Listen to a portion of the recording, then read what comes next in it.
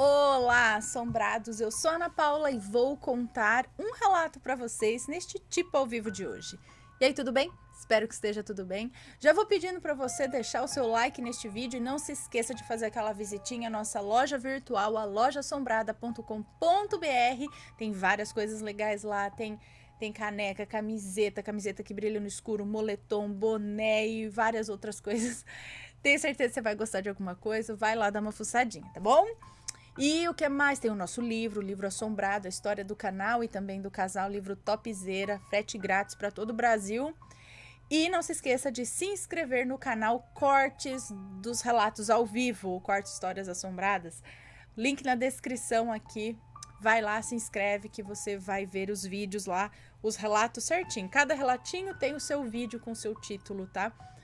Os relatos que estão, né, dentro dos relatos ao vivo, que às vezes a gente conta 5 relatos, 3 relatos, sei lá, dentro de um relato ao vivo, de uma live, né? Aí, então os cortes dividem esses relatos.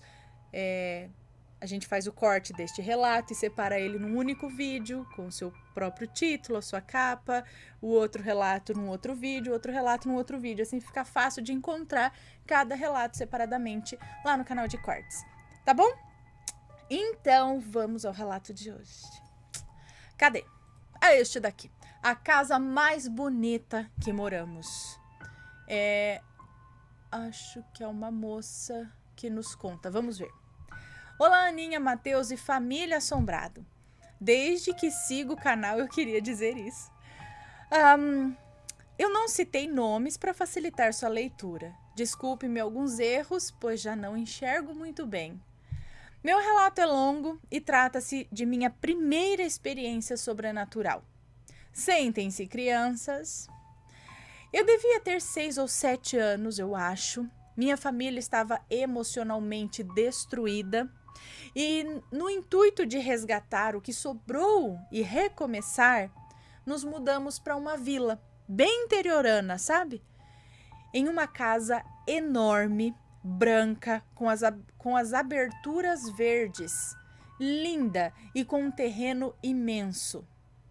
Mudamos para lá, meus pais, meus avós paternos, meus 2 irmãos mais velhos e eu. Lembrando que hoje tenho 47 anos e não esqueço de nenhum detalhe daquela casa e nem de nada do que ocorreu.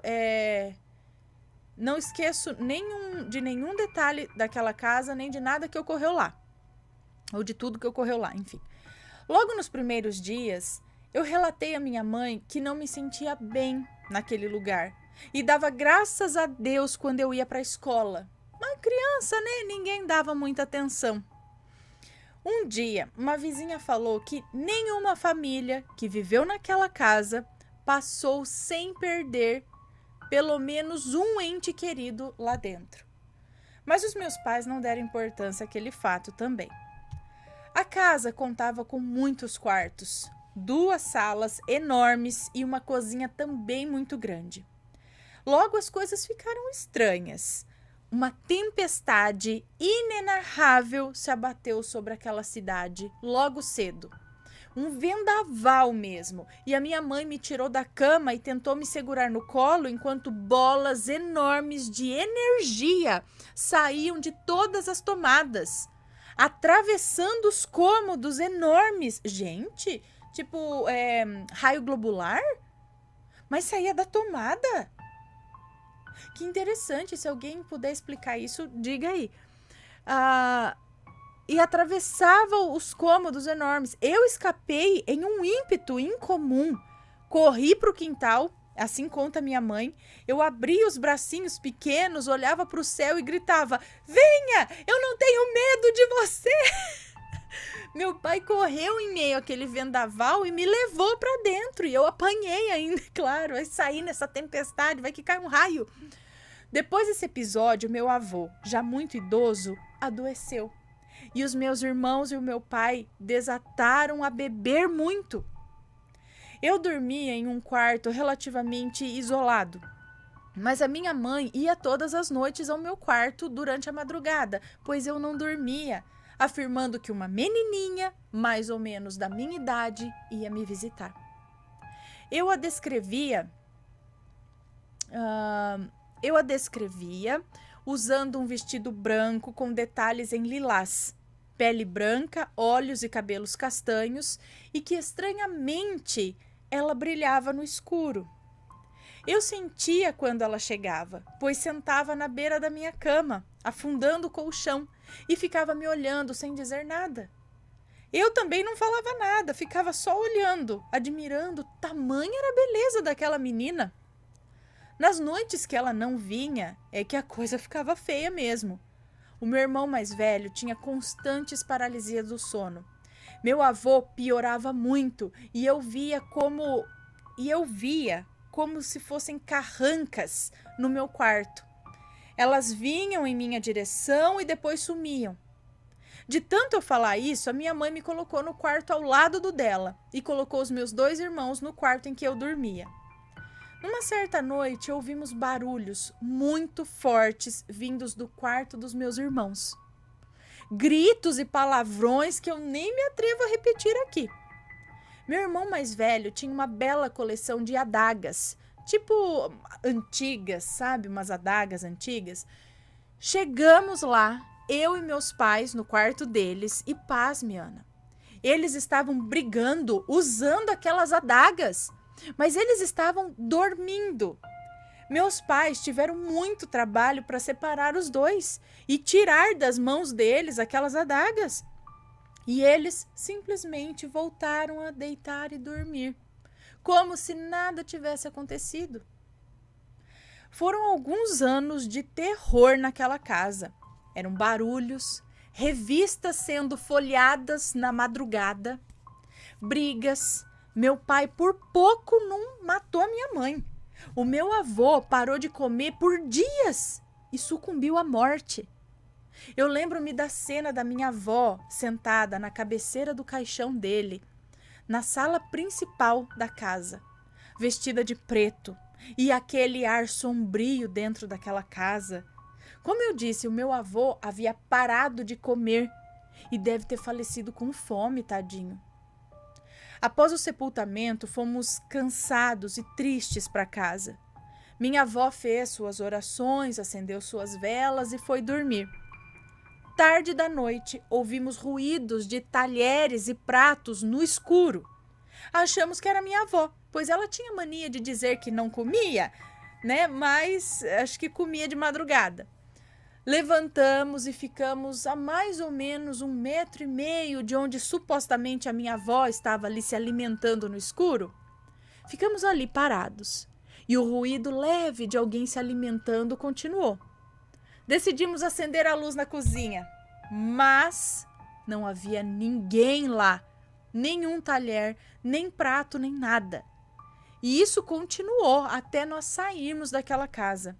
Tipo, toda noite, madrugada, tinha esse barulho de gente mexendo em prato, colher, comendo. Enfim, para que o relato não fique muito longo e eu não tenha que explicar as batidas na porta, nem os pedidos de socorro que ouvíamos do lado de fora da casa quase todas as noites, eu vou encurtar o relato.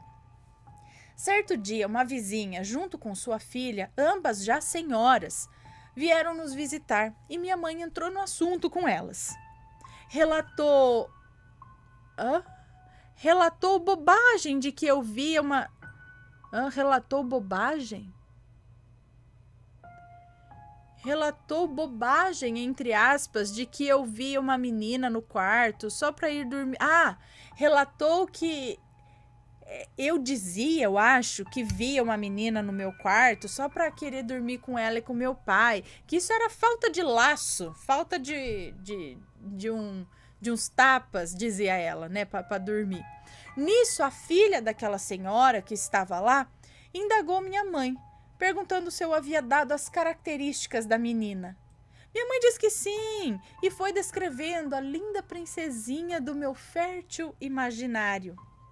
A senhora que lá estava foi ficando branca feito cera, e eu vi a mulher desmaiar na minha frente. Minha mãe, muito assustada, perguntou à filha dela se ela estava doente. Ela disse que não, que foi o que a minha mãe havia lhe contado. Pois a menina que a minha mãe descreveu tinha sido a primeira vítima daquela casa. naquele quarto. Ela faleceu de sarampo, foi sepultada exatamente como eu havia descrito.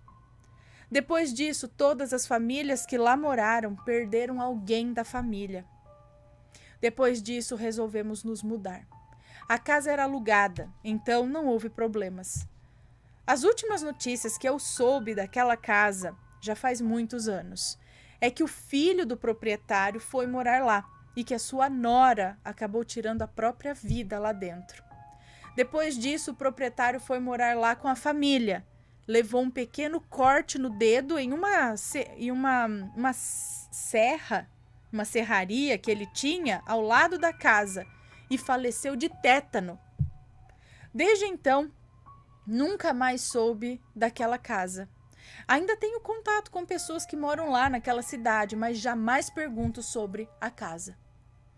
Enfim, Aninha, esse é meu primeiro relato sobrenatural. Tenho a mediunidade à flor da pele e muitas histórias para contar. Eu escolhi essa pois eu era criança quando aconteceu e essas coisas jamais saíram da minha mente. Fico feliz se meu relato for contado em seu canal. Sou muito fã. Gratidão.